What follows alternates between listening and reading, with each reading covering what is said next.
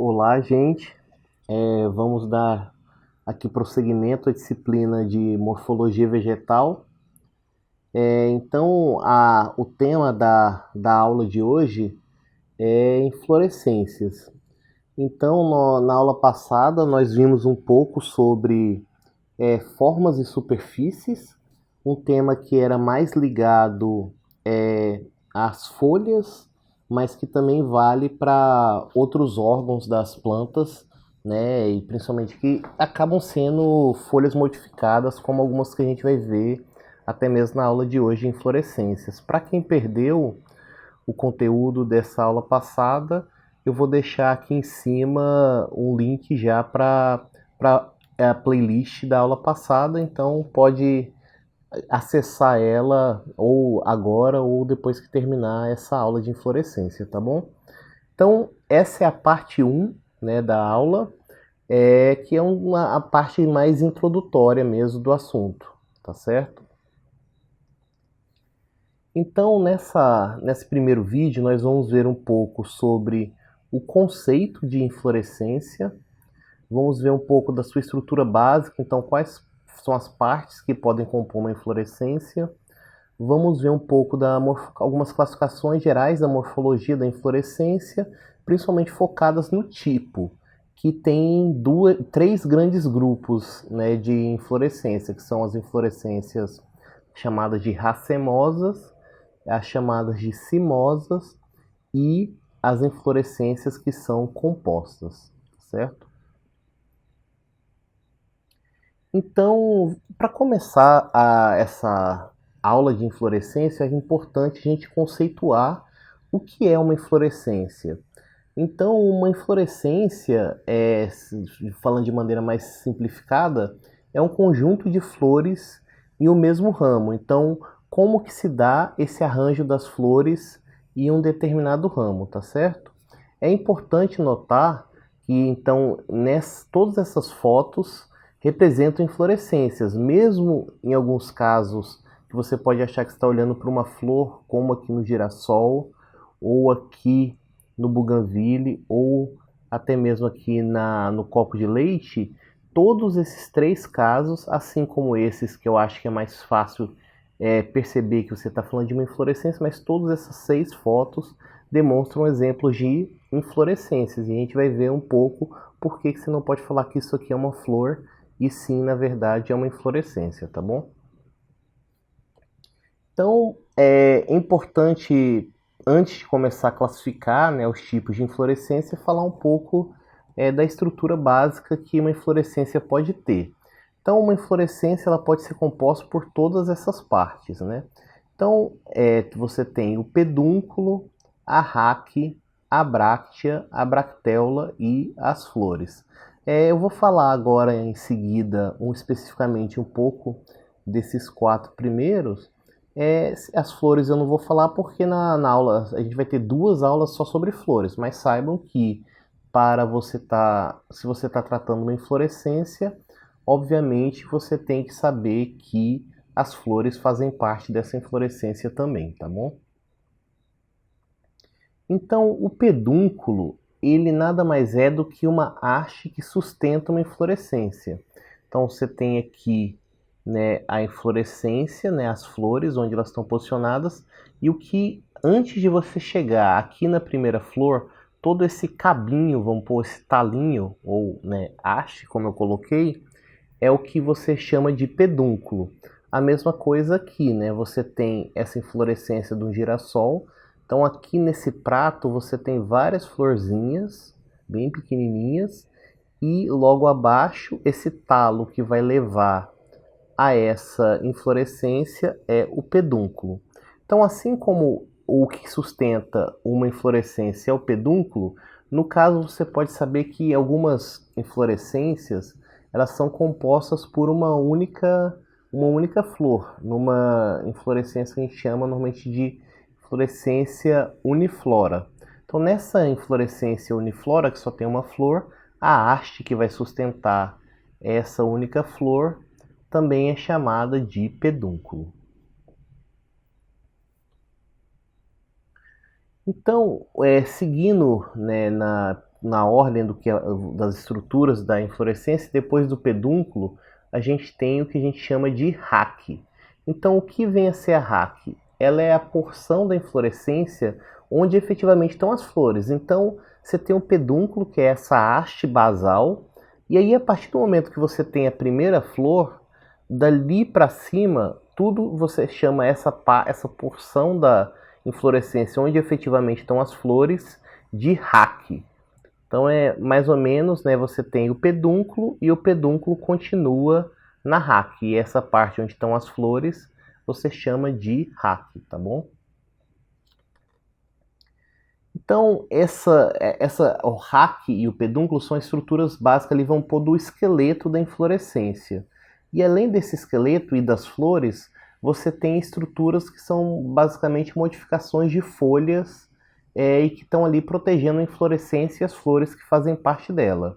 Então, uma primeira dessas estruturas foliares a gente chama de bráctea.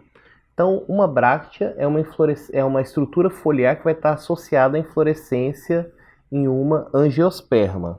Então, a função dessa bráctea é proteção da inflorescência e, dependendo do caso, atração dos polinizadores. Então, nesse caso aqui, a gente está vendo brácteas que são vermelhas, enquanto as flores efetivamente são muito pouco chamativas.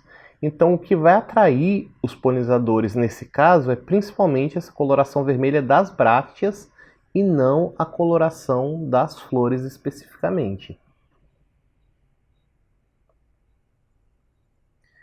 Além das brácteas, você tem uma outra estrutura que também é uma bráctea, mas só que é uma bráctea que é localizada num local específico. Então, a bracteola, ela também é uma estrutura foliar que vai estar associada às inflorescências das angiospermas, só que a bráctea de maneira geral, uma folha ali modificada que está na inflorescência. E se você tem essa bráctea na base das flores, então você tem aqui, por exemplo, as florzinhas, né, que estão os botões florais, e aí essas estruturas que estão logo na inserção da onde essas flores estão posicionadas na inflorescência, então essa bráctea especificamente ela tem a função de muitas vezes proteger essa flor enquanto ela ainda está se desenvolvendo.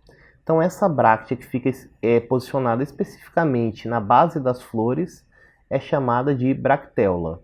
Então ela também pode ter a função de proteção, mas nesse caso mais especificamente cada flor que ela está ali envolvendo, além também que pode funcionar na atração dos polinizadores se a bracteola é colorida, como é nesse caso aqui, ela acompanha o vermelho junto com as flores, então ela ajuda o conjunto todo a ficar mais chamativo. As inflorescências elas podem ser classificadas então quanto à sua posição. Então essa classificação quanto à posição tem a ver com a localização da inflorescência na planta. Então você tem duas possibilidades. Uma primeira é uma inflorescência que a gente chama de axilar, que é uma inflorescência que ela tem origem na axila das folhas. Então você tem a folha e no local da onde a folha sai do caule, então na ramificação do caule para a folha, você tem justamente as inflorescências. Então todas essas aqui nessa foto são axilares. E você tem uma outra posição que é quando a inflorescência ela é chamada de terminal, que ela é no fim do ramo. Então você vê aqui, você tem o caule e lá no final do caule você tem inflorescência. Então esses exemplos aqui, elas são inflorescências terminais. Tem casos, por exemplo, que no mesmo você tem no ramo aqui inflorescências axilares e você poderia ter uma inflorescência terminal aqui também, né? Apesar de não ser esse caso especificamente da foto. Quanto ao número, a inflorescência ela pode ser classificada como uniflora, se ela for uma inflorescência que possui uma flor solitária. A inflorescência ela pode ser classificada como pluriflora, quando é uma inflorescência que vão ter várias flores no mesmo pedúnculo, né, no mesmo eixo. Então aqui uniflora com uma única flor, aqui pluriflora porque tem várias flores. Pensando nas inflorescências plurifloras, ela pode ser simples, se desse eixo, né, primário, ele não ramifica. Então, do eixo você só tem flores saindo. Ou composta, quando desse eixo primário, né, ele vai se ramificando, e dessas ramificações, muitas vezes aqui, por exemplo, você tem outros tipos de inflorescência. Então, cada um desses aqui não é uma flor, é uma pequena inflorescênciazinha que sai dessa inflorescência maior. Então, você tem uma inflorescência composta por dois tipos de inflorescência. Então, o eixo primário ele tem ramificações, que nesse caso eles são ramificados em outras inflorescências, tá bom? E pensando nos tipos de inflorescência simples, você tem dois grandes grupos de inflorescência: as inflorescências racemosas e as inflorescências cimosas. Esse agrupamento, né, se uma flor, uma inflorescência, desculpa, ela é racemosa ou ela é cimosa, vai depender de fatores como a ordem de abertura das flores e o tempo de alongamento dos eixos da inflorescência. Então, começando aqui por uma inflorescência chamada de racemosa. Ela também muitas vezes recebe o nome de centrípeta. Por que ela recebe esse nome de centrípeta? Porque as flores elas vão abrir das bordas para o centro. Então, por exemplo, aqui nesse girassol, aqui tudo esse meio aqui são flores. Então a gente consegue perceber que as flores vão abrindo da borda para o centro. Você vê que as flores aqui do centro são botõezinhos florais bem pequenininhos. Aqui você tem botões florais maiores e aqui você tem flores abertas já. Então as flores abrem da borda para o centro. E também, né, nas inflorescências racemosas, as inflorescências elas vão abrir da base para o ápice. Então aqui essa que é uma inflorescência mais alongada, as flores você vê que aqui as de baixo ou já caíram ou estão abertas. Aqui no meio você tem botões florais já próximos ao tempo de abertura. E aqui na ponta você tem botões florais menorzinhos. Além disso, as inflorescências racemosas também muitas vezes são chamadas de indefinidas. Por que indefinida? Você vê num caso como esse daqui. A inflorescência ela tá com as flores abrindo e aqui no ápice você tem um meristema que ainda está dando novos botões florais. Então a inflorescência ela já está abrindo flor e ela ainda continua crescendo. Então aqui vão abrindo mais flores e a inflorescência vai continuar se alongando. Então o tamanho da inflorescência, a partir do momento que ela começa a abrir as flores, ele ainda é indefinido, porque ele vai continuar se alongando até um determinado período ali do ano, ou dependendo da disponibilidade de nutrientes, né? Mas de qualquer jeito, a inflorescência ela já está abrindo as flores e ela continua crescendo. Então o tamanho que ela vai ter no final das contas, quando você olha ela já com flor aberta, é indefinido. Tá bom? Então a inflorescência vai continuar crescendo à medida que as flores abrem. E aí, em contraponto às inflorescências racemosas, a gente vai ter as inflorescências cimosas, que também podem ser chamadas de centrífugas. Então, por que centrífugas? Porque as flores elas vão abrir do centro para a borda. Então, você vê que a flor do centro ela é maior que as flores da borda. E também do ápice para a base. Então, a flor mais da ponta ela é maior. Aqui já está mais próxima de abrir do que essas aqui da base, tá bom? Então, esses dois são o contrário de uma inflorescência racemosa. Além disso, a inflorescência cimosa ela também pode ser chamada de definida, porque quando a primeira flor abre, então você tem um eixo que está se alongando, a primeira flor que vai se abrir é justamente a que fica no ápice desse eixo. E aí, quando as outras flores vão abrir, a inflorescência ela já parou de crescer, na verdade. Então você tem esse eixo primário, todas as flores vão abrir depois que o eixo já vai ter parado de crescer. Então o crescimento desse eixo ele é definido. Muito bem, então no próximo vídeo nós vamos ver um pouco sobre as inflorescências racemosas. Então vamos voltar, né, no conceito só para dar uma revisada e ver os vários tipos de inflorescência racemosa. Então espero que vocês tenham gostado.